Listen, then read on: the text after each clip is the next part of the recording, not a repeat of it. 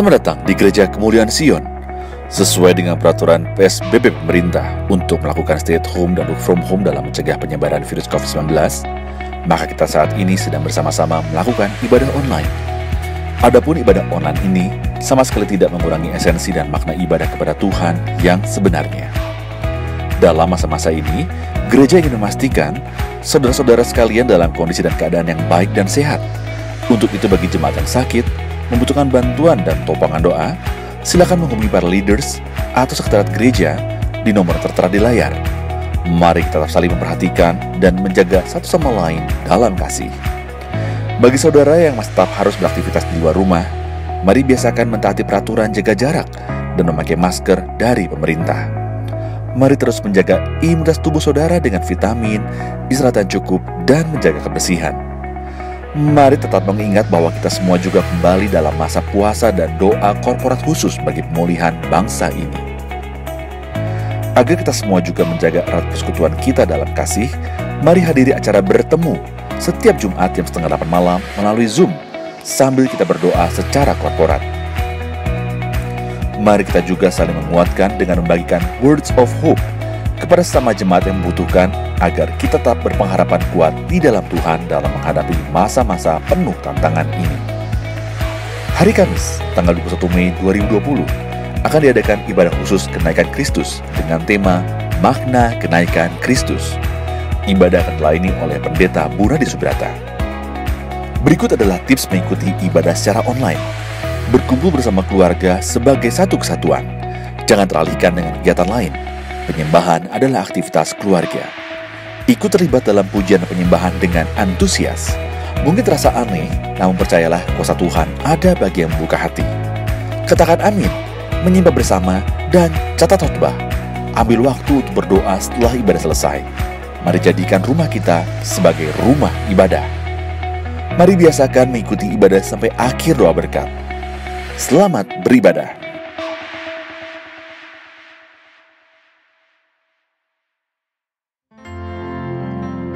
Salam buat jemaat Tuhan yang mengikuti ibadah online hari ini. Saya senang sekali kita bisa berjumpa kembali dalam ibadah online. Walaupun kita di tempat yang berbeda, tapi sungguh saya percaya bahwa persekutuan kita di dalam Tuhan mendatangkan kebaikan. Amin. Amin. Haleluya. Amin. Hari ini kita akan dilayani oleh Bapak Gembala Pendeta Bunadi Subrata. Oleh sebab itu saudara, siapkan hatimu. Biarlah sesuatu yang daripada Tuhan kita tangkap hari ini dengan baik. Saya percaya ada sesuatu yang spesial yang Tuhan mau sampaikan buat kita. Yes. Amin. Kita siapkan hati kita menyembah Tuhan. Ya Tuhan Yesus. Fokus dengan Yesus yang ada di depanmu, yang Ya, ada di Tuhan. dalam. Ya Tuhan Yesus.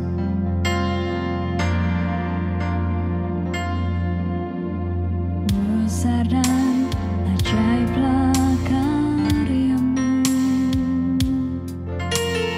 adil dan benarlah jalanmu, Raja segala bangsa yang maha kuasa, mulia namamu.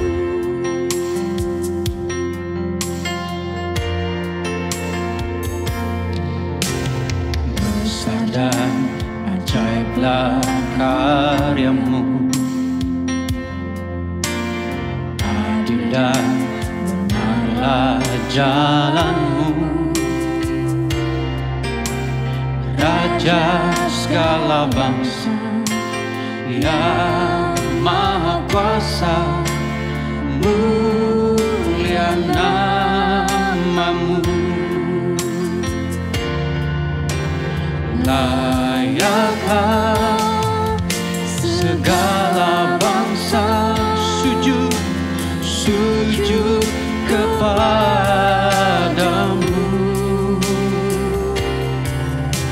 sebab Kau Allah yang kudus, layak disembah.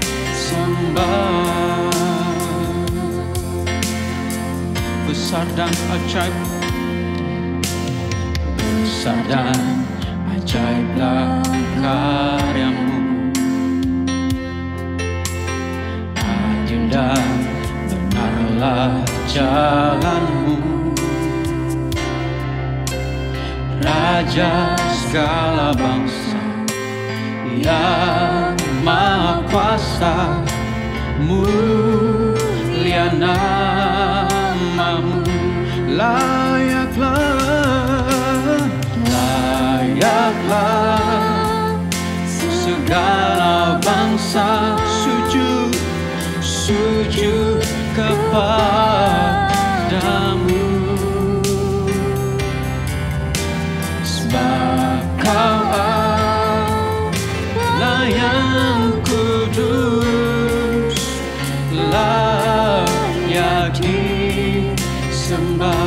Layaklah, layaklah segala bangsa sujud, sujud kepadamu. Amin. Sebab kau Allah yang kudus, layak disembah. Layaklah, layaklah segala bangsa sujud, sujud kepadamu. Amin. Sebab kau Allah yang kudus, layak disembah. Sebab kau Allah, sebab kau Allah yang kudus, layak disembah. Sebab kau Allah, sebab kau Allah yang kudus, layak disembah.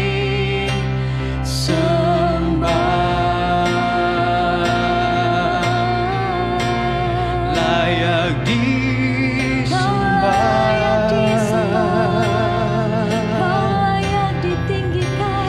Segala bangsa, segala bangsa sujud menyembah, tinggikan namamu. Oh, segala bangsa bertekuk lutut menyembah Yesus, Yesus, Yesus.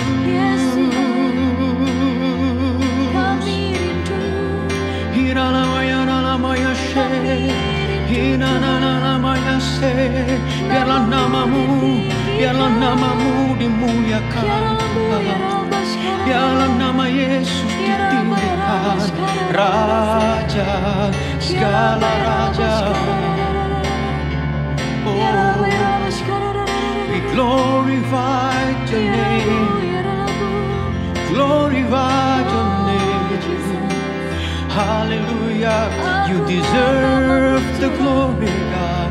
You deserve the glory. We praise your holy name, your holy name, your holy name, your holy name. We praise your holy name. You deserve all the glory. Kami menyembah Engkau. Haleluya, sebab Engkau yang layak terima segala pujian kami. Haleluya, oh, haleluya. Kami kagum Engkau, kami kagum akan Engkau, Yesus. Kami kagum akan perbuatan-Mu. Haleluya. Amin Tuhan. Ku kagum hormat akan Engkau, ku kagum hormat akan Engkau. Kau Allah yang layak dipuji, ku kagum akan Engkau. Kami kagum Tuhan, Ku kagum hormat akan Engkau. Ku kagum hormat akan Engkau. Amin Tuhan. Kaulah yang layak dipuji, ku kagum akan. Mari semua jemaat Tuhan katakan, ku kagum hormat akan Engkau. Kami kagum, amin, akan Engkau. Kau Allah yang layak dipuji, ku kagum akan Engkau. Kau Allah yang layak dipuji, ku kagum akan Engkau. Kau Allah yang layak dipuji, ku kagum akan Engkau.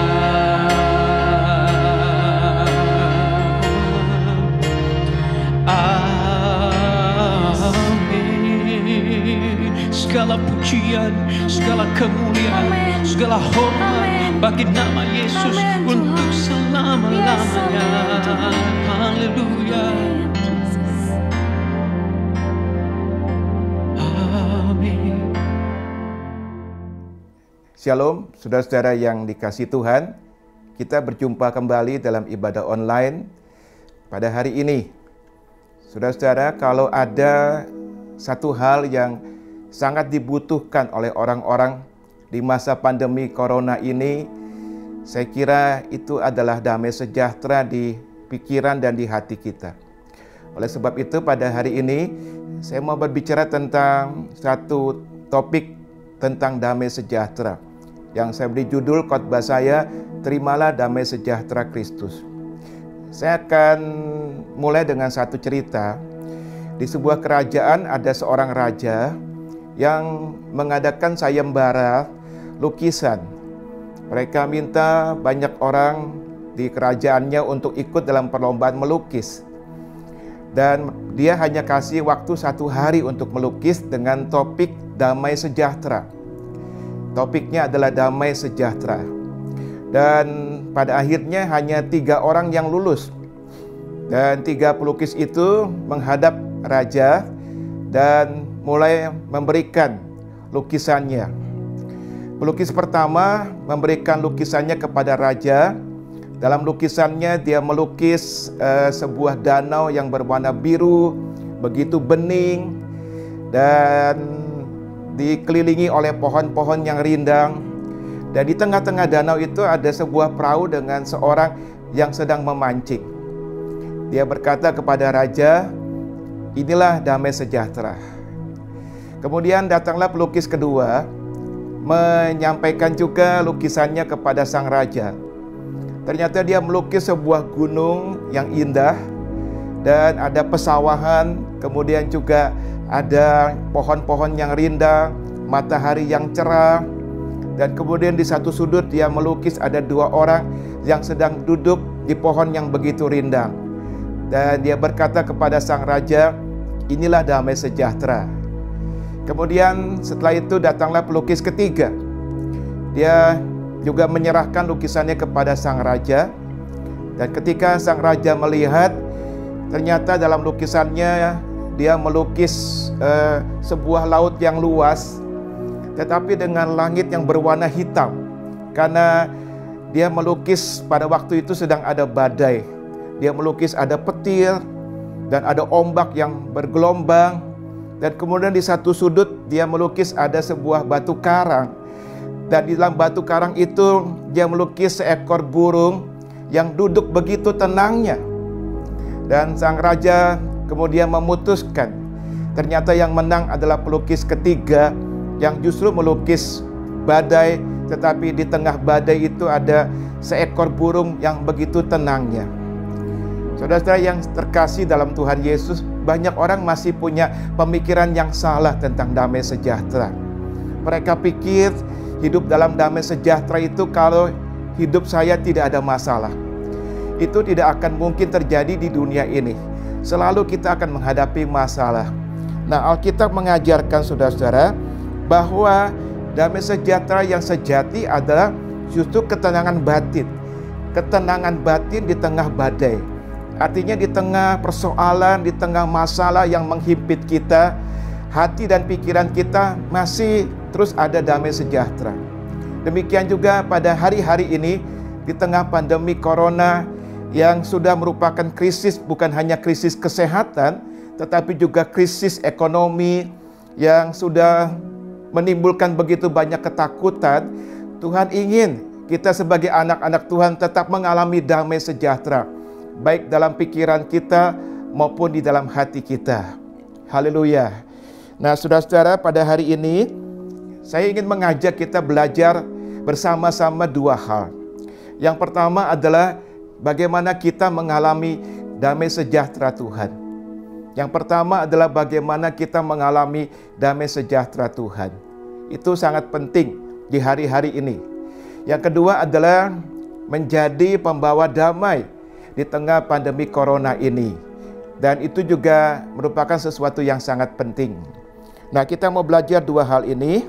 Kita mulai, yang pertama adalah bagaimana kita mengalami damai di tengah-tengah pandemi corona ini. Saya akan mengajak saudaraku melihat sebuah peristiwa bagaimana Tuhan Yesus satu hari sebelum dia mati di kayu salib, dia bertemu dengan murid-muridnya di satu tempat, dan ada sebuah perkataan yang indah yang dia ucapkan kepada murid-muridnya.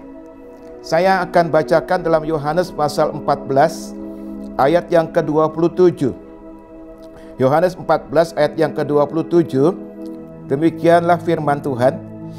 Damai sejahtera kutinggalkan bagimu, damai sejahteraku kuberikan kepadamu. Dan apa yang kuberikan tidak seperti yang diberikan oleh dunia kepadamu. Janganlah gelisah dan gentar hatimu. Haleluya. Tuhan berkata, janganlah gelisah dan gentar hatimu. Janganlah gelisah dan takut hatimu. Saudaraku, peristiwa ini, kalau saudara baca di dalam Injil Yohanes, mulailah membaca dari Yohanes pasal 13. Pasal 13, 14, 15, 16, 17. Berarti ada 5 pasal. Itu adalah sebuah peristiwa di mana Tuhan Yesus bertemu dengan murid-muridnya terakhir kali sebelum dia esok harinya mati di kayu salib. Dan pada waktu itu Tuhan tahu bahwa besok dia akan mati di kayu salib. Tetapi luar biasanya dia bukan hanya mengalami damai, tetapi dia mengimpartasikan, dia memberikan damai sejahteranya itu kepada murid-muridnya. Puji Tuhan. Ketika dia berkata, damai sejahtera ku tinggalkan bagimu, damai sejahteraku kuberikan kepadamu. Saudaraku, kita butuh damai yang seperti ini. Damai yang Tuhan berikan bukan hanya kepada murid-muridnya, tapi juga damai yang Tuhan berikan kepada kita. Damai ini adalah obat dari kegelisahan dan ketakutan kita. Karena Tuhan berkata, janganlah kamu gelisah, janganlah kamu gentar. Oleh sebab itu, kita butuh sekali damai sejahtera yang dari Tuhan ini, saudara-saudara. Apalagi kita hidup di akhir zaman, menjelang kedatangan Tuhan, ada begitu banyak peristiwa-peristiwa yang menakutkan kita. Dan oleh karena itu kita butuh damai sejahteranya Tuhan. Saudaraku, saya ingin kita perhatikan hal ini. Ini penting sekali. Ada hal-hal yang terjadi di dunia ini. Ya, jadi ada hal-hal yang terjadi di dunia ini yang tidak dapat kita cegah. Sekali lagi, tidak dapat kita cegah, baik itu melalui doa, melalui puasa, atau mungkin melalui kata-kata pembatalan. Misalkan kita mengatakan dalam nama Yesus, hal itu batal. Ada hal-hal yang tidak bisa, saudara-saudara. Nah, kita mau belajar tentang hal ini. Tuhan Yesus sendiri yang mengatakannya. Kita baca misalkan dalam Matius pasal 24 ayat yang ke-6. Matius 24 ayat yang ke-6, demikian.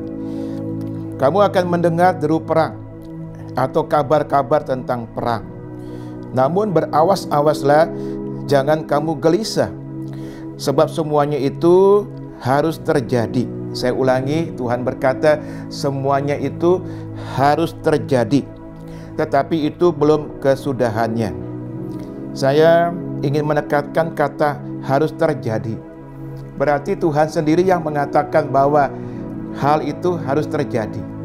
Kalau kita baca di dalam Matius pasal 24, itu adalah satu pasal bagaimana Tuhan menjelaskan hal-hal yang terjadi pada akhir zaman menjelang kedatangannya. Maka di situ ada gempa bumi, misalkan ada wabah penyakit, ya, ada perang, ada munculnya antikris dan sebagainya. Jadi hal-hal itu Tuhan katakan harus terjadi. Tidak mungkin dibatalkan, baik lewat doa puasa kita maupun lewat kata-kata pembatalan. Jadi misalkan ada orang Kristen berdoa demikian, dalam nama Yesus saya batalkan antikris datang ke dunia. Tidak akan bisa. Karena itu kata Tuhan harus terjadi. Nah, ini penting saudara-saudara. Juga perhatikan ayat ini saudara-saudara. Dalam Lukas 21 ayat 26.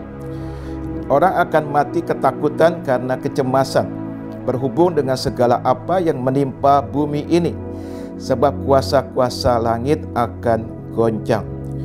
Jadi dikatakan di sini orang mati ketakutan.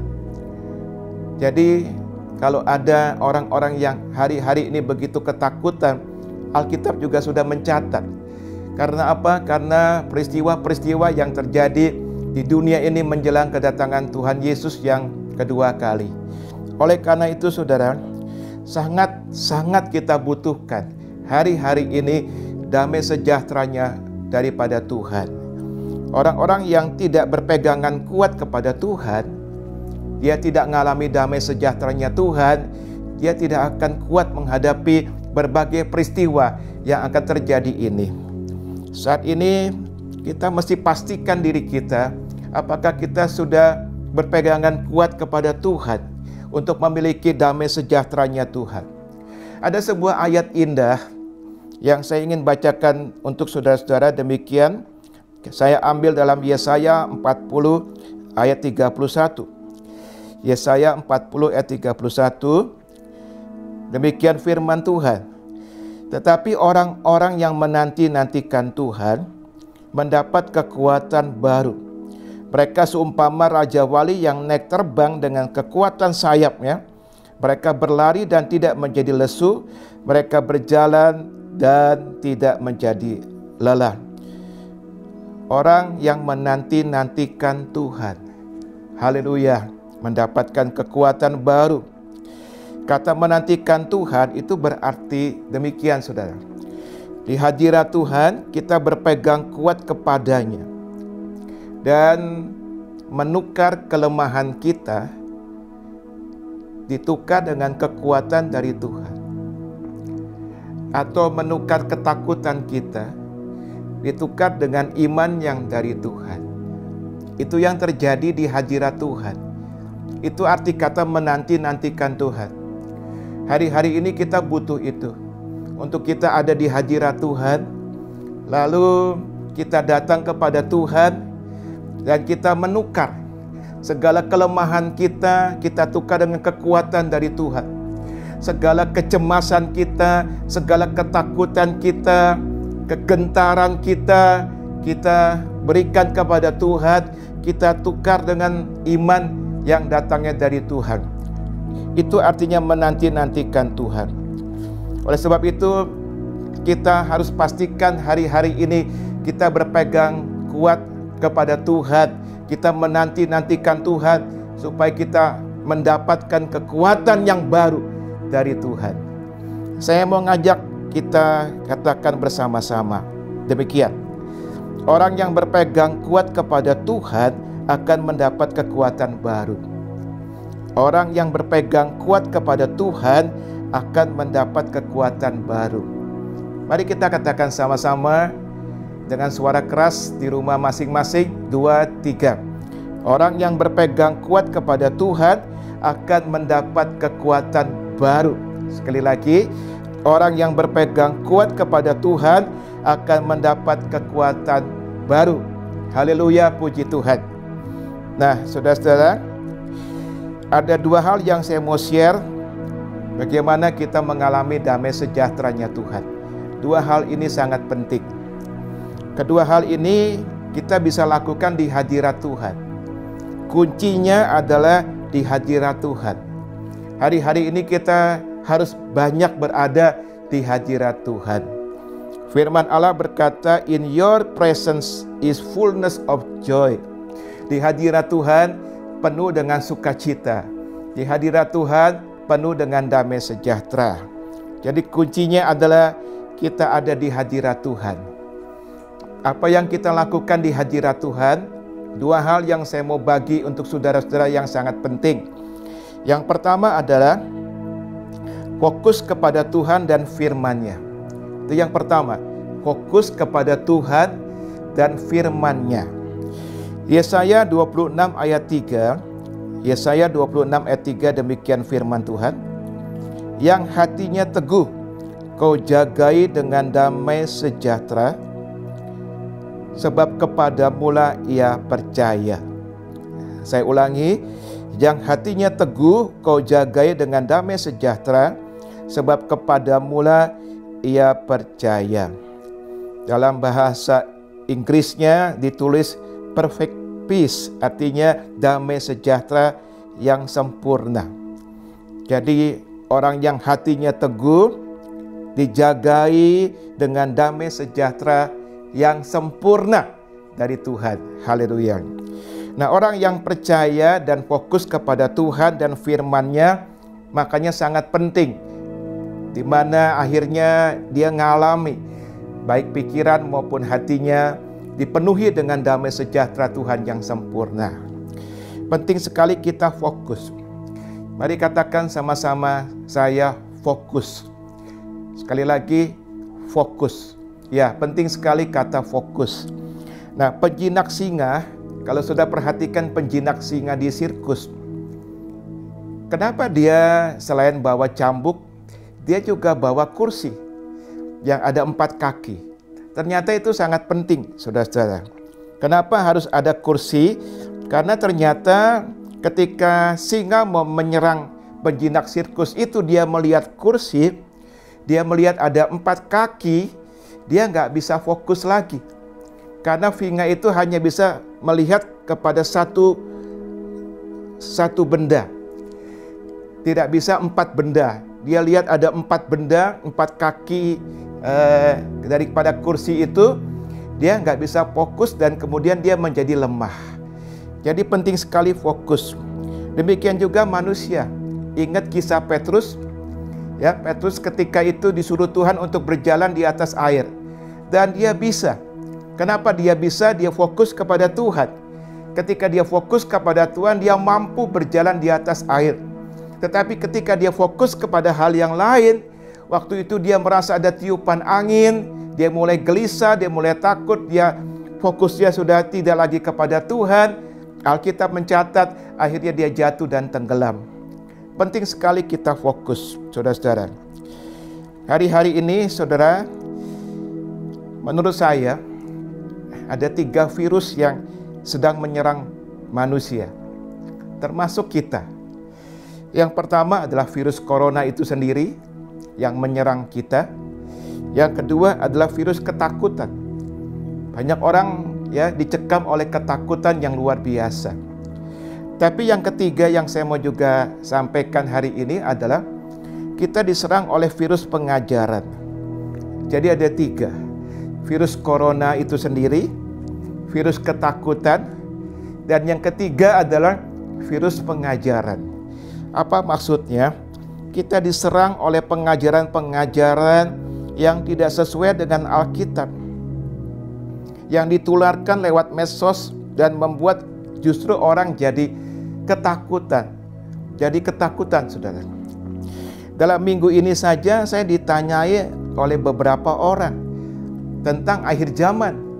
Karena mereka berkata, saya terima Pak berita-berita tentang akhir zaman di medsos. Ada yang berkata begini, saudara-saudara, apakah sebentar lagi kita akan dipaksa Pak untuk menerima vaksin yang di dalamnya ada chips 666? Ada lagi yang bertanya, kalau begitu berarti antikris sudah mau datang ya Pak? Dan sebagainya yang berkaitan dengan akhir zaman. Nah, mereka baca itu informasi-informasi di media sosial, membuat justru bukannya damai sejahtera, membuat mereka ketakutan. Kita nggak bisa menghindari itu, orang bisa kirim kepada kita. Tetapi mari kita bersikap hati-hati. Hati-hati dalam menerimanya, dipelajari dulu, jangan terlalu gampang dan sembarangan untuk menyampaikan ini kembali kepada orang-orang yang lain. Nah, ini penting sekali. Perhatikan demikian saudara. Pada akhir zaman ini saya percaya Tuhan sedang memakai nabi-nabi Tuhan, nabi-nabinya yang sejati, untuk menyampaikan kebenaran firman Tuhan. Berita-berita tentang akhir zaman, apa yang akan terjadi kelak. Tetapi jangan lupa, setan juga tahu bahwa waktunya sudah singkat. Setan juga tahu bahwa waktunya sudah singkat. Dan dia juga memakai peramal-peramal rohani. Saya pakai istilah itu, peramal-peramal rohani. Sebab sepertinya rohani, tapi itu bukan dari Tuhan. Itu dari setan, saudara-saudara. Yang menyesatkan kebenaran Alkitab. Dan ini yang membuat banyak orang akhirnya menjadi ketakutan. Saya ambil contoh satu. Ada seorang peramal dari Amerika bernama Sylvia Brown. Pada tahun 2008 itu sudah meramalkan bahwa pada tahun 2020 ini akan ada wabah penyakit yang menyerang dunia ini. Bahkan dia mengatakan bahwa menyerang paru-paru manusia. Nah, banyak orang kemudian begitu kagum. Wah, hebat sekali orang ini. Perhatikan, dia seorang peramal. Siapa di balik daripada peramal ini? Bukan Tuhan sudah, tetapi setan di balik peramal ini. Jadi jangan heran, karena setan juga sudah tahu apa yang dia akan lakukan kelak. Jadi hari-hari ini jangan kita gampang terkecoh. Kita mesti punya satu hikmat dari Tuhan untuk membedakan mana pengajaran yang benar, mana pengajaran yang tidak benar, yang bukan daripada Tuhan. Karena pengajaran benar yang adalah firman Tuhan, itulah yang memerdekakan kita. Itu yang membuat kita damai sejahtera. Tapi pengajaran yang tidak benar, yang berasal dari setan, itu yang membuat kita ketakutan. Hari ini kita berpegang hanya kepada firman Tuhan, karena firman Tuhan memerdekakan kita. Haleluya.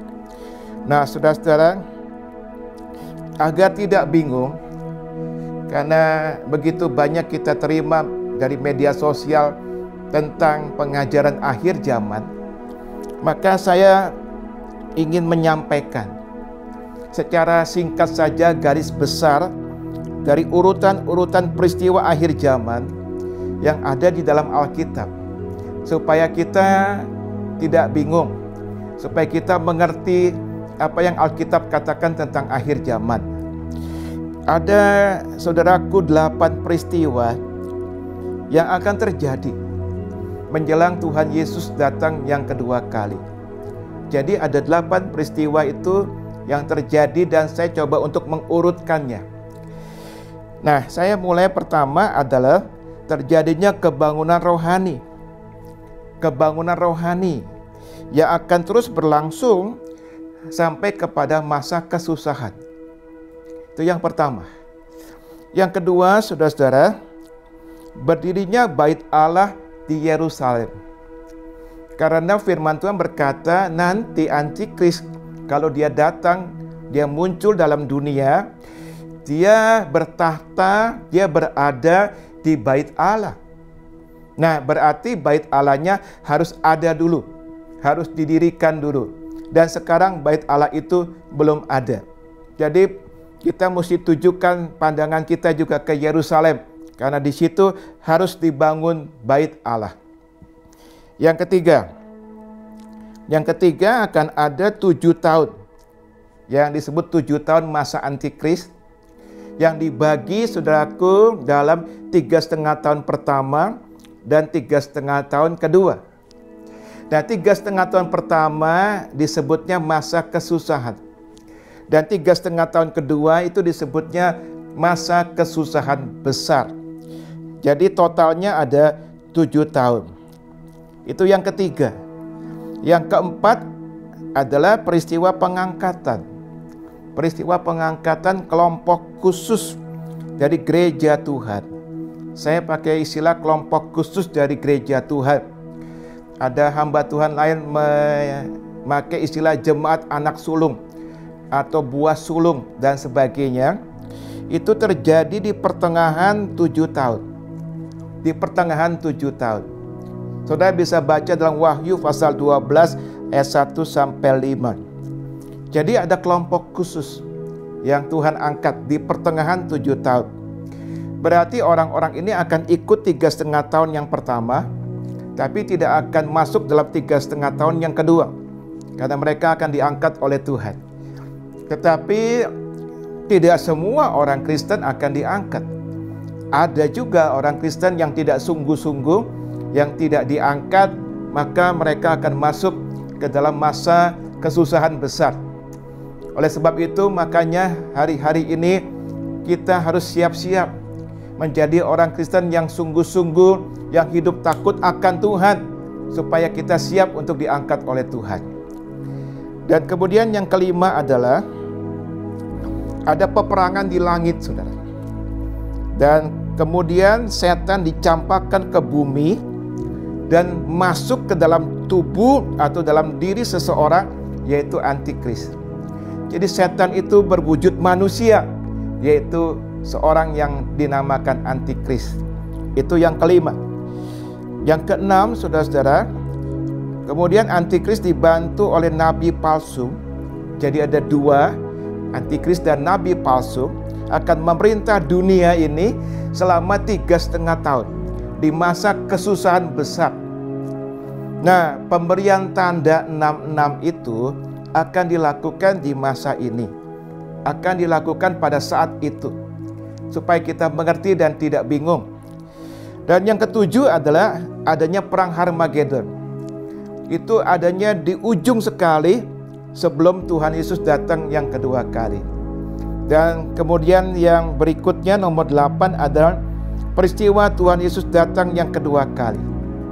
Haleluya.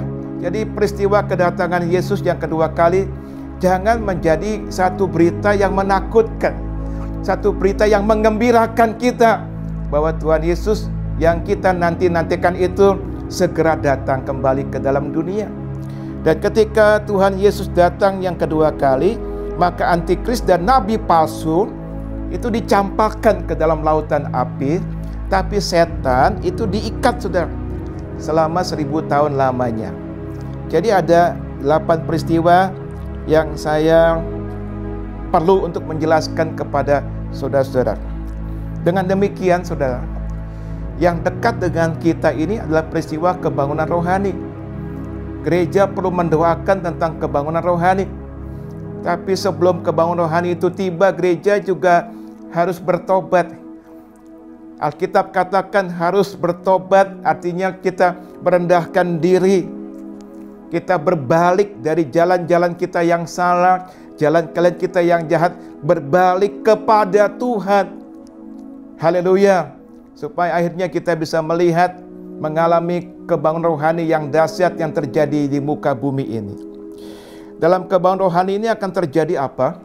Ada penuaian jiwa-jiwa, ada pemulihan keluarga, ada mujizat kesembuhan, ada pemulihan ekonomi, dan sebagainya.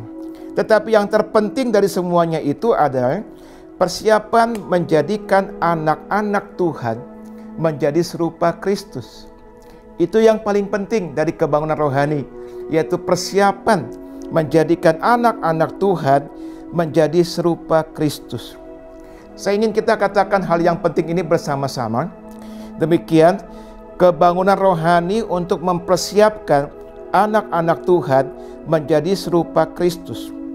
Mari kita katakan ini sama-sama. 2, 3. Kebangunan rohani untuk mempersiapkan anak-anak Tuhan menjadi serupa Kristus. Sekali lagi, kebangunan rohani untuk mempersiapkan anak-anak Tuhan menjadi serupa Kristus. Haleluya. Yang kedua, bagaimana kita bisa mengalami damai sejahteranya Tuhan? Yang kedua adalah berdoa disertai dengan ucapan syukur. Berdoa disertai dengan ucapan syukur. Haleluya. Filipi pasal 4 ayat 6 dan 7. Saya bacakan demikian. Filipi 4 ayat 6 dan 7. Janganlah hendaknya kamu khawatir tentang apapun juga, tapi nyatakanlah dalam segala hal keinginanmu kepada Allah dalam doa dan permohonan dengan ucapan syukur. Saya ulangi, dengan ucapan syukur. Maka damai sejahtera Allah yang melampaui segala akal akan memelihara hati dan pikiranmu di dalam Kristus Yesus. Haleluya. Dalam bahasa Yunani, saudara, kata memelihara itu diterjemahkan artinya melindungi dengan penjagaan tentara. Jadi kata memelihara itu artinya melindungi dengan penjagaan tentara. Haleluya. Jadi artinya kalau kita memiliki damai sejahteranya Tuhan, seperti kita memiliki sepasukan tentara yang menjaga pikiran dan hati kita dari serangan musuh. Nah, damai sejahtera di hati dan pikiran, perhatikan ini penting sekali, dapat terjadi kalau kita berdoa, tapi bukan sekedar berdoa. Jadi firman Allah berkata, berdoa yang disertai dengan ucapan syukur. Berdoa yang disertai dengan ucapan syukur. Saya coba memberikan definisi apa sih arti dari ucapan syukur atau mengucap syukur. Ada 3, saudara. Yang pertama, percaya bahwa Tuhan tidak mungkin salah memimpin hidup kita. Itu yang pertama, percaya Tuhan tidak pernah salah memimpin hidup kita. Yang kedua, menyerahkan kehendak kita kepada Tuhan, karena kita percaya bahwa kehendak Tuhan pasti yang terbaik. Pasti yang terbaik. Dan yang ketiga, kita tidak fokus kepada apa yang kita belum punya, tapi kita fokus justru kepada apa yang sudah begitu banyak kita punya yang Tuhan berikan. Bahkan keselamatan Tuhan sudah berikan. Sehingga dengan hal ini kita mampu dan mudah untuk mengucap syukur. Saudaraku, ada hal yang saya mau sampaikan di sini tentang doa. Rasul Paulus mengajarkan, saudara, ada 2 jenis doa yang kita bisa praktekkan sehari-hari, di mana dengan 2 jenis doa ini kita akan mengalami damai sejahteranya Tuhan. Saya akan bacakan sebuah ayat yang Rasul Paulus sampaikan demikian dalam 1 Korintus pasal 14 ayat 14 sampai dengan 17. 1 Korintus 14 ayat 14 sampai dengan 17. Demikian firman Tuhan. Sebab jika aku berdoa dengan bahasa roh, maka rohkulah yang berdoa, tetapi akal budiku tidak turut berdoa. Jadi apakah yang harus kubuat? Aku akan berdoa dengan rohku, tetapi aku akan berdoa juga dengan akal budiku. Aku akan menyanyi dan memuji dengan rohku, tetapi aku akan menyanyi dan memuji juga dengan akal budiku. Sebab jika engkau mengucap syukur dengan rohmu saja, perhatikan, jika engkau mengucap syukur dengan rohmu saja, bagaimana orang biasa yang hadir sebagai pendengar dapat mengatakan amin atas pengucapan syukurmu? Bukankah ia tidak tahu apa yang engkau katakan? Sebab sekalipun pengucapan syukurmu itu sangat baik, tetapi orang lain tidak dibangun olehnya. Perhatikan, ini penting sekali. Rasul Paulus selalu berdoa dua jenis doa. Yang pertama dia katakan di sini berdoa dengan akal budi, dan yang kedua dengan rohnya. Dua-duanya dia gunakan, saudara-saudara. Nah, doa dengan akal budi artinya doa dengan bahasa. Kalau kita orang Indonesia, ya kita doa dengan bahasa Indonesia. Itu artinya doa dengan akal budi. Dan kemudian dalam ayat 14 tadi dikatakan demikian, Paulus mengatakan bahwa orang yang berdoa dengan berbahasa roh, maka dia sedang berdoa dalam roh. Jadi dengan kata lain, orang yang berdoa dalam roh itu sama dengan orang yang sedang berdoa menggunakan bahasa roh. Nah, yang menarik adalah dalam ayat 16. Perhatikan ayat 16 demikian. Paulus mengatakan bahwa orang yang berdoa dengan bahasa roh, yaitu berdoa dengan roh. Sekali lagi, berdoa dengan roh itu adalah berdoa dengan bahasa roh. Maka dikatakan ia sedang mengucap syukur. Haleluya. Ia sedang mengucap syukur.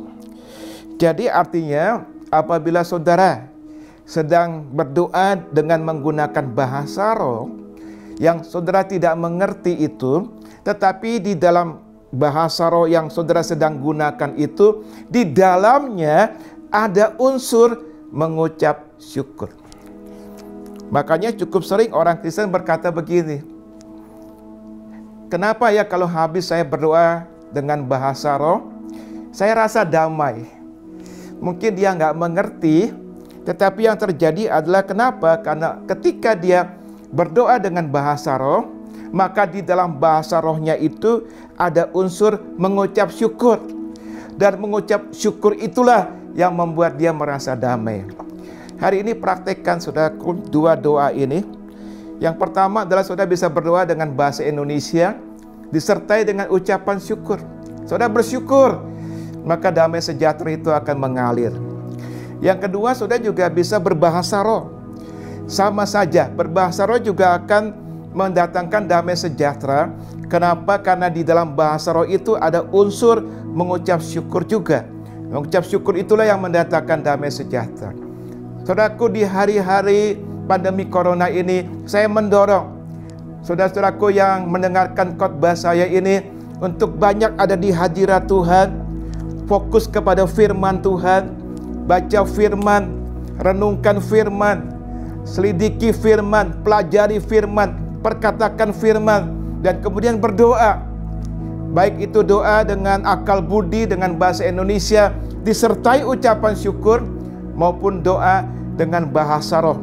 Dua-duanya akan mendatangkan damai sejahtera di hati dan pikiran kita. Haleluya. Sekarang saya mau bicara hal yang kedua. Kalau yang tadi pertama adalah bagaimana kita mengalami damai sejahtera. Yang kedua adalah kita menjadi pembawa damai di tengah pandemi corona ini, saudara-saudara. Saya akan ajak kita melihat Matius pasal 5 ayat 9. Matius pasal 5 ayat 9. Berbahagialah orang yang membawa damai, karena mereka akan disebut anak-anak Allah. Perhatikan, berbahagia orang yang membawa damai, atau bisa juga disebut diberkatilah orang yang membawa damai, karena mereka akan disebut anak-anak Allah. Menjadi pembawa damai itu juga dapat berarti menjadi pemberi solusi. Menjadi pemberi solusi. Mother Teresa mengatakan demikian. Satu hal yang saya minta dari Anda, jangan pernah takut untuk memberi, tetapi jangan memberi dari kelebihan Anda. Berikanlah di mana hal itu sukar bagi Anda. Hari-hari ini kita sedang ada di masa sukar. Kita sedang susah. Semua kita sedang mengalami susah. Tapi sebagai anak-anak Tuhan, mari saudaraku kita jangan berhenti untuk menjadi pemberi solusi bagi sesama kita yang membutuhkan. Saya mendengar kesaksian seorang dokter yang bertugas di sebuah rumah sakit. Dia punya anak masih kecil 2 tahun. Lalu dia berkata kepada istrinya, "Ma, kalau sampai terjadi apa-apa dengan saya, pelihara ya anak ini." Dia nggak berani pulang ke rumah. Dia kos di satu tempat karena dia tahu dia tempat kerjanya itu tidak bersih. Dia takut menularkan virus corona ini kepada istri dan kepada anaknya. Dia berjuang di garis depan untuk menjadi penyelamat bagi orang-orang yang sedang terkena virus corona ini. Dia adalah satu dari sekian banyak dokter yang ada di garis depan yang sedang berjuang. Saudara-saudara yang saya kasihi dalam Tuhan, kita memang mungkin bukan dokter, tapi tetap saja kita bisa menjadi pemberi solusi di tengah-tengah masa sulit ini, saudara-saudara. Nah, hari ini biarlah kita menjadi solusi. Pertama, kita perlu sadari kalau kita tetap stay at home, kita tetap berada di rumah, kita sebenarnya sudah jadi orang yang memberi solusi. Kenapa? Karena juga kita ikut serta dalam gerakan pencegahan daripada penularan virus COVID-19 ini. Itu yang pertama.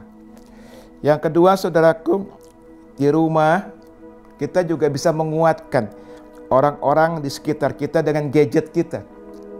Kita bisa kirimkan ayat-ayat firman Tuhan. Kita bisa kirimkan khotbah-khotbah hamba-hamba Tuhan. Kita bisa telepon seseorang yang Tuhan gerakkan untuk mendoakan dia, menguatkan dia. Barangkali dia memang sedang membutuhkan itu. Itu pun kita bisa melakukan sebagai pemberi solusi. Yang ketiga, saudaraku, akibat pandemi corona ini sudah begitu banyak orang terkena masalah ekonomi.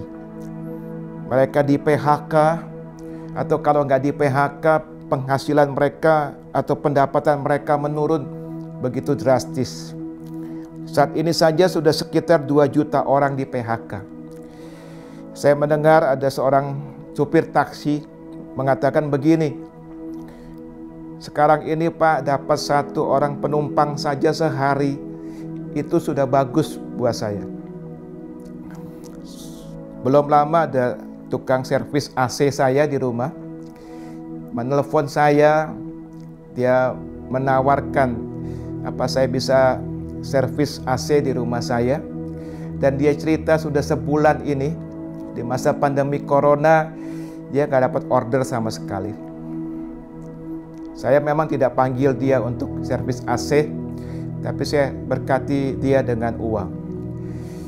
Ini 2 orang yang mewakili begitu banyak orang-orang yang terkena dampak ekonomi karena virus corona ini, saudara-saudara. Kita harus jadi pemberi solusi, saudara-saudara. Puji Tuhan, gereja kita dengan anugerah Tuhan juga sudah menjadi pemberi solusi. Kita sudah menolong, memberkati jemaat-jemaat kita yang susah. Ada jemaat-jemaat kita yang susah, bahkan juga ada yang sangat susah. Menolong mereka dengan bahan-bahan makanan pokok, dengan masker, saudaraku, dengan hand sanitizer, ya, baik yang ada di Jakarta maupun di cabang-cabang gereja kita yang ada di luar kota. Kita berkati mereka. Mereka ada yang tukang bangunan, ada yang buruh cuci, ada yang supir dan lain-lain yang sangat terdampak. Kita mau jadi pemberi solusi. Juga ada beberapa pengerja di gereja kita, saya bersyukur mereka punya inisiatif sendiri untuk menjadi pemberi solusi. Di sekitar rumah mereka, ya, Mereka memberkati, menolong ya satpam-satpam, tukang-tukang sampah, tukang parkir ya, orang-orang yang susah, pengemudi ojek online, mereka berkati. Puji Tuhan, sebagai anak-anak Tuhan, mari kita menjadi pemberi solusi. Ada sebuah pelayanan, saudaraku, yaitu pelayanan desa terpadu atau pesat yang melayani desa-desa di Indonesia ini secara holistik, di mana saya sudah lama sekali menjadi pengurus di dalamnya dan juga sudah menjadi pemberi solusi di pandemi corona ini. Mereka sudah melakukan kegiatan-kegiatan yang menolong dan memberkati banyak orang. Salah satunya pesat ini sudah memberkati orang-orang yang ada di pinggir rel stasiun Senen. Mereka bagikan makanan, mereka bagikan masker kepada orang-orang yang sudah begitu susah. Mereka ada yang kerja sebagai pemulung di sana, ada yang pengamen, ada yang tukang parkir yang hidupnya sudah sangat-sangat sulit. Pesat memberkati mereka. Dan pesat juga ada rencana untuk memberikan paket bantuan, saudaraku, makanan dan vitamin-vitamin untuk sekitar 6.000 anak-anak desa yang dilayani oleh pesat, supaya imun tubuh mereka menjadi kuat, karena ini sangat penting di masa-masa seperti ini. Pesat juga berencana memberkati 500 hamba-hamba Tuhan di gereja-gereja kecil yang ada di desa-desa, yang sudah juga tidak bisa bikin ibadah di hari Minggu, dan itu sangat mempengaruhi kehidupan ekonomi daripada hamba-hamba Tuhan ini. Saudaraku, seorang hamba Tuhan bernama William Shedd mengatakan begini, kapal yang bersandar di pelabuhan itu aman, tapi bukan itu tujuan kapal dibuat. Kapal yang bersandar di pelabuhan itu aman, tapi bukan itu tujuan kapal dibuat. Orang Kristen melayani di dalam gereja itu baik, tapi tujuan pelayanan orang Kristen yang sesungguhnya justru di tengah-tengah masyarakat yang membutuhkan. Saya mau tutup khotbah saya dengan satu ayat yang kita akan baca bersama-sama. Dengan suara yang keras kita baca bersama-sama. Mazmur 41 ayat 1. Mazmur 41 ayat 1. Kalau sudah kita ketemu semua, mari kita akan baca bersama-sama. 2, 3. Berbahagialah orang yang memperhatikan orang lemah. Tuhan akan meluputkan dia pada waktu celaka. Sekali lagi dengan suara keras. 2, 3. Berbahagialah orang yang memperhatikan orang lemah. Tuhan akan meluputkan dia pada waktu celaka. Saudaraku yang kekasih, marilah hari-hari ini di tengah-tengah masa sukar ini kita minta kasih karunia Tuhan. Kita minta kekuatan dari Tuhan, kita minta kesempatan dari Tuhan untuk kita sebagai anak-anak Tuhan, kita bisa menjadi pemberi solusi. Tuhan memberkati kita semua. Dan saya ingin berdoa, mari kita tundukkan kepala. Kami sangat butuh damai sejahtera daripada-Mu Tuhan. Biarlah kami selalu ada di hadirat-Mu pada hari-hari ini, untuk fokus kepada Engkau, untuk fokus kepada firman-Mu Tuhan. Kami mencintai firman-Mu Tuhan Yesus. Firman-Mu itu adalah andalan kami. Kami juga berdoa, baik itu dengan bahasa akal budi kami, maupun dengan bahasa roh yang Tuhan anugerahkan kepada kami, sehingga kami bisa menerima damai sejahtera daripada-Mu Tuhan. Terima kasih Tuhan, pada hari-hari ini biarlah Engkau liputi kami dengan damai sejahtera-Mu. Kami tidak ingin hidup dalam ketakutan terus-menerus yang akan membuat kami sakit, tetapi kami ingin hidup dalam damai sejahtera-Mu. Biarlah Tuhan hari ini Engkau curahkan damai sejahtera-Mu kepada kami semua. Kepada anak-anak-Mu yang mendengarkan khotbah ini yang sedang sakit, biar Tuhan menjamah mereka. Oleh darah Yesus sakit penyakit sudah disembuhkan. Mereka yang sedang dalam pergumulan berat, terutama dalam masalah ekonomi. Tuhan, berikan jalan keluar bagi mereka. Karena kami percaya pencobaan yang kami alami tidak pernah melebihi kekuatan kami, dan pada waktunya Tuhan akan memberikan jalan keluar yang terbaik untuk kami semua. Terima kasih Tuhan, terima kasih. Di dalam nama Tuhan Yesus kami sudah berdoa dan mengucap syukur. Amin.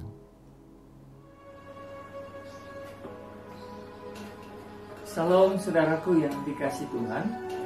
Lagu yang sebentar saya akan bawakan adalah lagu yang saya tulis beberapa tahun yang lalu ketika saya sedang dalam keterpurukan. Lagu ini menceritakan bagaimana saya tetap memilih untuk tetap bersyukur, saya memilih untuk tetap setia mengiring Tuhan, saya memilih untuk tetap percaya bahwa pertolongan Tuhan itu sungguh nyata.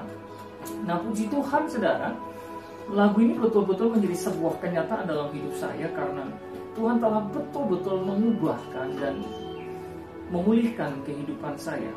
Nah, saudaraku yang dikasih Tuhan, ada banyak orang yang saat ini telah menjadi khawatir, telah menjadi takut, telah menjadi gelisah oleh karena apa yang sedang terjadi di bangsa kita hari-hari ini. Saya berdoa saudara, melalui pujian ini setiap kita boleh diberi kekuatan untuk tetap bersyukur, kekuatan untuk tetap setia mengiring Tuhan, kekuatan untuk tetap percaya bahwa pertolongan Tuhan sungguh ada. Terima kasih Tuhan, terima kasih.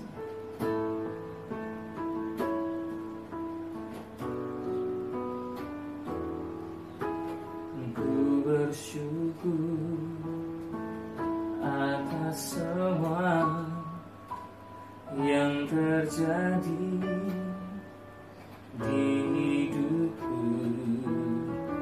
Takkan pernah aku ragu mengikuti rencanamu. Hanya di dalammu,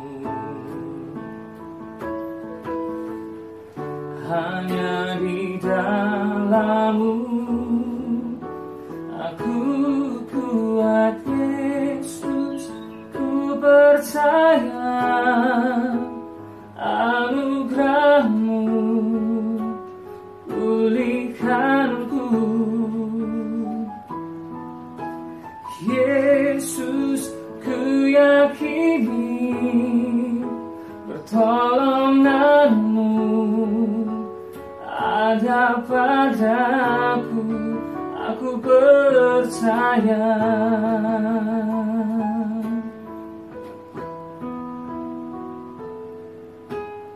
Ku bersyukur atas semua yang terjadi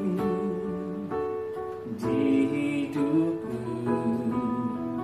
Takkan pernah aku ragu mengikuti rencanamu. Hanya di dalammu, hanya di dalammu aku kuat Yesus, ku percaya anugerahmu pulihkanku. Yesus, ku yakini pertolonganmu ada padaku, aku percaya. Yesus, ku percaya anugerahmu pulihkanku. Yesus, ku yakini pertolonganmu ada padaku, aku percaya pertolongan-Mu nyata, ajaib dan berkuasa untuk selamanya.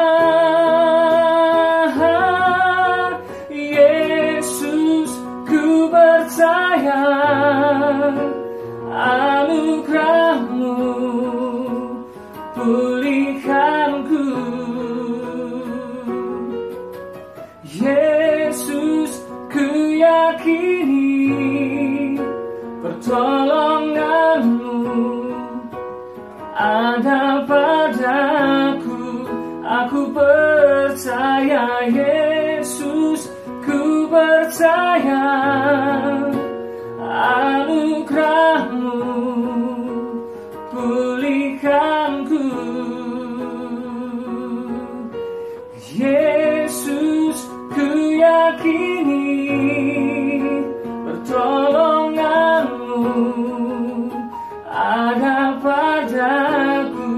Aku percaya.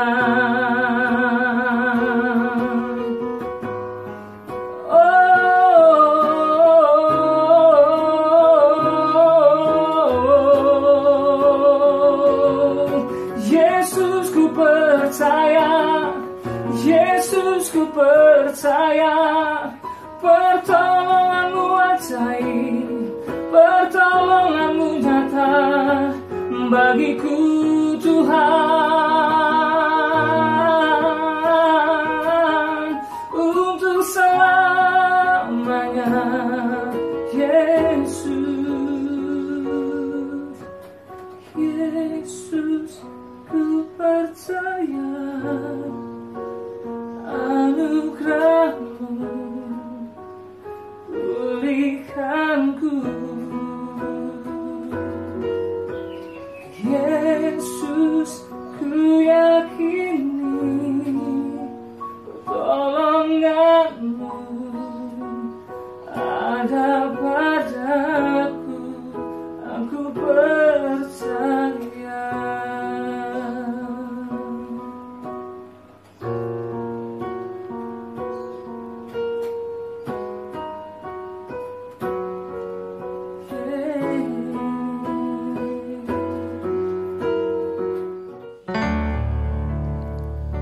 Puji nama Tuhan. Kita barusan saja mendengarkan kebenaran firman Tuhan yang luar biasa, yang diurapi. Saya percaya bahwa firman Tuhan hari ini betul-betul membangkitkan iman kita kembali, bahwa Tuhan ada selalu beserta dengan kita dalam keadaan apapun itu.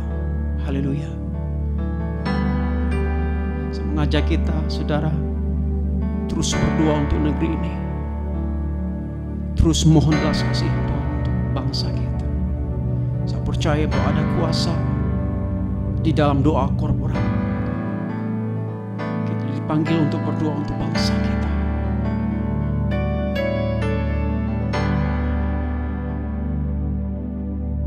Engkau Tuhan Maha Murah Hati,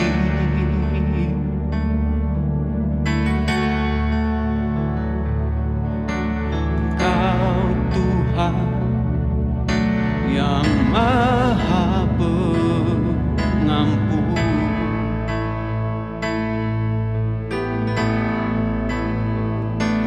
Tak pandang kami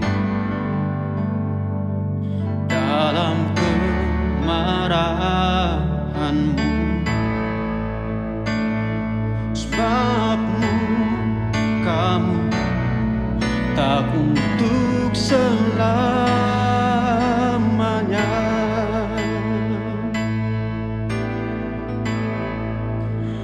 Tuhan, ini kami datang, satukan hati berdoa.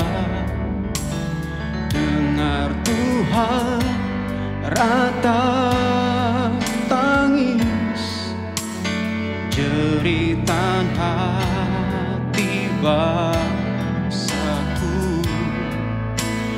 Tuhan,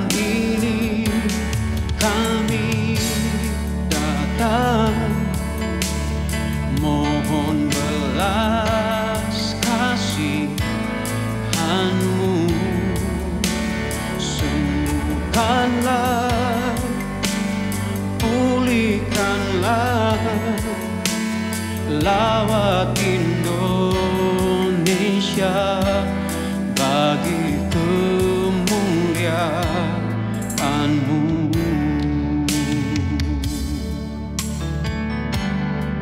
Mari nyanyikan pujian dari awal, saudara. Kita punya Tuhan yang murah hati, maha pengampun. Engkau Tuhan maha murah hati,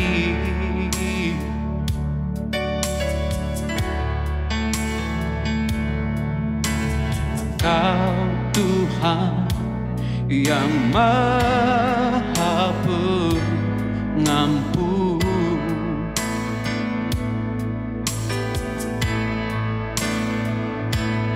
Tak pandang kami, amin, dalam kemarahan-Mu,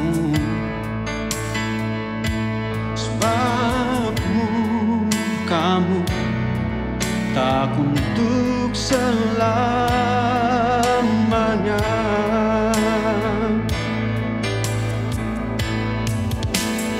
Tuhan, ini kami datang, satukan hati berdoa.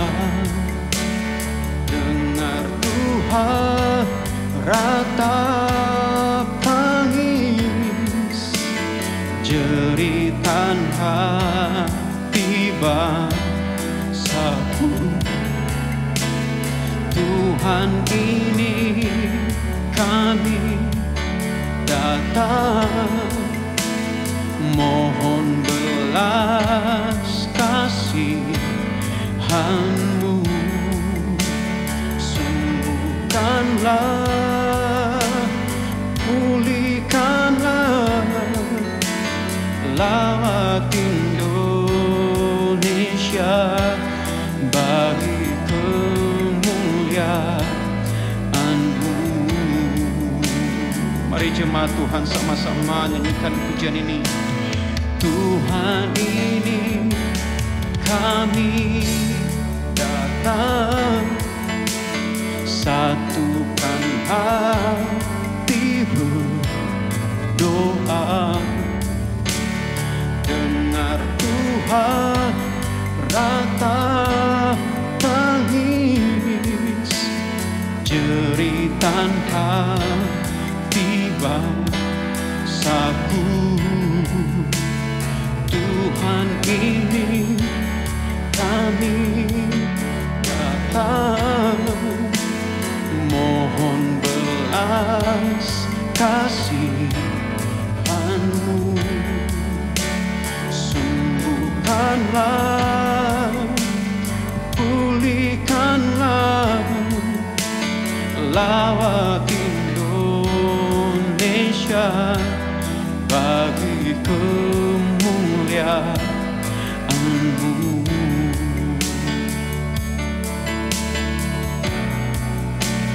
Sembuhkanlah, pulihkanlah, lawat Indonesia bagi kemuliaan-Mu.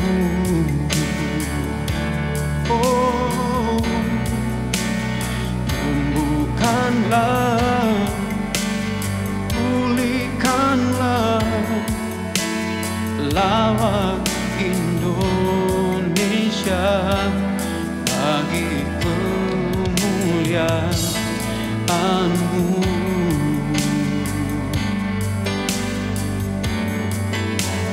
Lawat negeri kami Indonesia. Ingat Indonesia, Tuhan.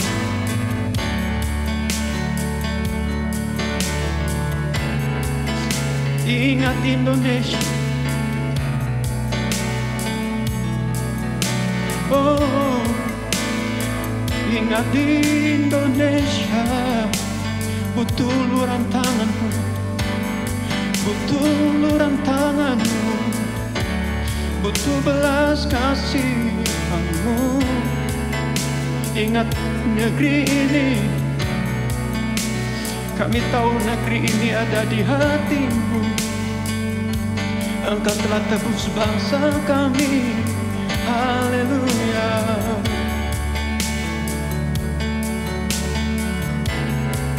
Ingat Indonesia Tuhan,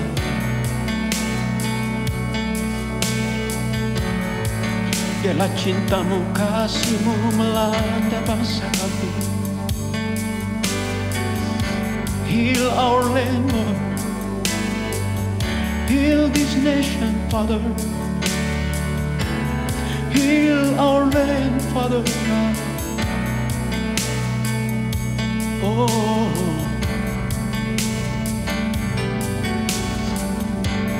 Kau yang kami perlu, Tuhan. Kau Tuhan yang memulihkan negeri ini, memulihkan Tuhan, menyembuhkan,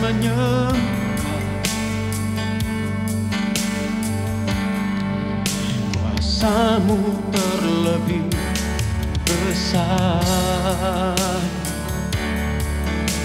Tuhanku terlebih besar. Tak pernah terlambat janji-Mu ya Tuhan, menolong hidupku. Kuasa-Mu terlebih besar,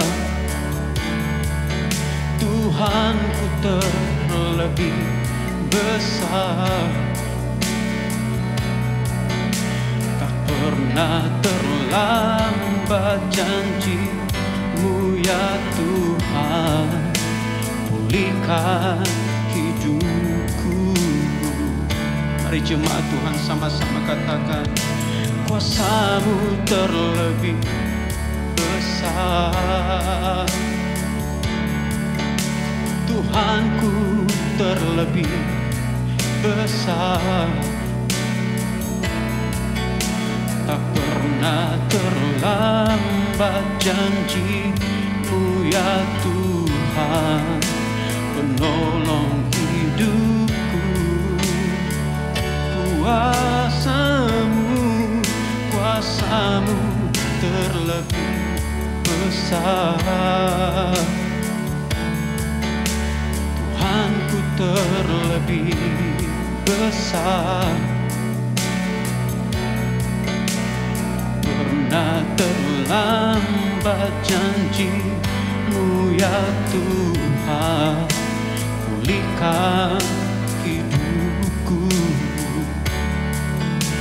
Tak pernah terlambat, tak pernah terlambat janji-Mu ya Tuhan. Tak pernah terlambat janji, tak pernah terlambat.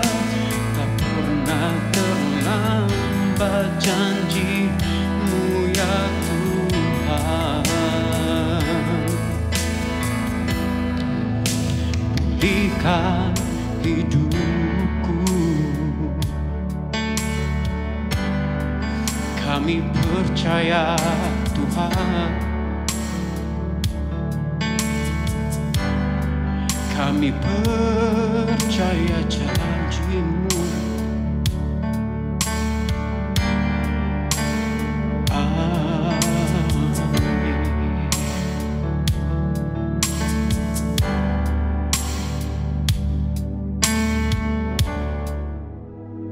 Saudara-saudara, mari kita berdoa.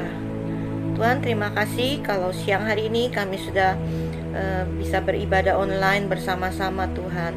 Pada hari ini kami mau berdoa untuk kerajaan-Mu Tuhan.